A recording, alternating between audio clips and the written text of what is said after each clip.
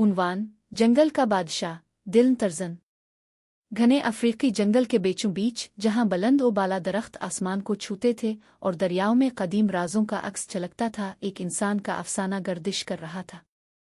एक ऐसा इंसान जो जानवरों के साथ दौड़ता, जो जंगल के दिल को अपनी जान से भी ज्यादा समझता। तर्जन एक ऐसा बच्चा जिसे गोरीला खानदान ने पाला, जवान होकर एक ताकतवर और तेज इंसान बन गया था। इसकी हिस इतनी तेज थी कि वो दूर दरिया के पार चीते की सांस सुन सकता था और बादल छाने से पहले बारिश की बू सूंघ लेता था। लेकिन वो अकेला नहीं था, जानवरों के साथ इसका रिश्ता इसे एक मुहाफिज बनाता था, जंगल में हर जिंदगी का मुहाफिज। गोरीलों के काफिले का सरबराह करचक, जो एक अक्लमंद सिल्वरबैक था, ने तर्जन को अपने बेटे की तरह पाला था और इसे जंगल के सख्त कवानीन सिखाए थे। जवानी की दहलीज पर कदम रखने के बाद तर्जन को हमेशा से अपने आप में फ़र्क महसूस होता था।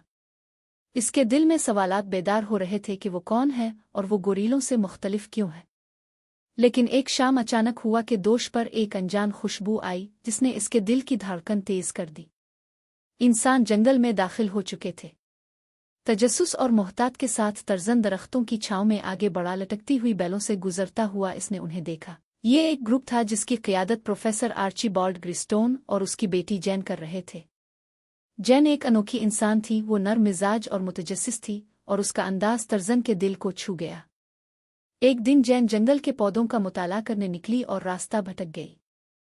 रात होने लगी और जंगल खामोशी में डूब गया।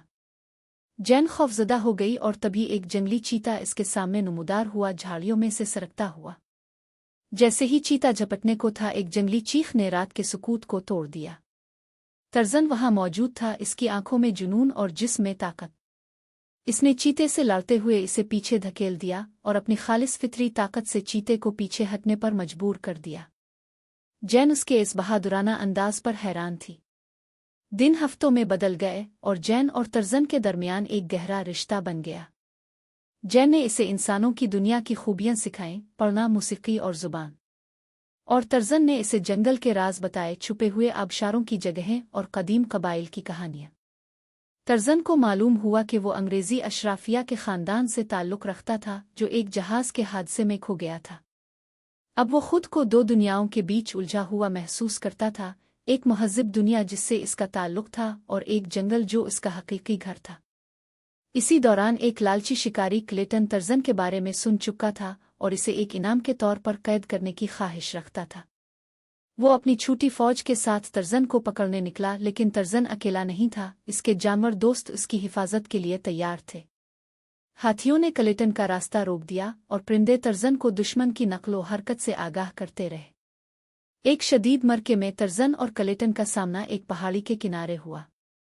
जंगल उसके पीछे और क्लेटन की बंदूक इसके सीने पर निशाना बांधे हुए थी। तर्जन ने दिल में एक फैसला किया। इसने अपनी तमाम तर ताकत को जमा किया और क्लेटन पर हमला कर दिया, इससे बंदूक छीन ली। हंगामे में क्लेटन का पांव फिसल गया और वो गहराइयों में गिर गया। शिकारियों के शिकस्त के बाद जंगल दोबारा महफूज हो गया। तर्जन को आखिरकार एक फैसला करना था। जैन ने इसे इंसानी दुनिया में साथ चलने की पेशकश की, जहां इसे कभी जिंदा रहने की जिदोजहद नहीं करनी पड़ेगी। लेकिन जब तर्जन ने अपने गिर्द जंगल को देखा, वो समझ गया कि वो इसे कभी नहीं छोड़ सकता। तर्जन यही रहेगा, उसने अपनी गहरी करख्त आवाज में कहा और जैन को आखिरी बार गले लगाया।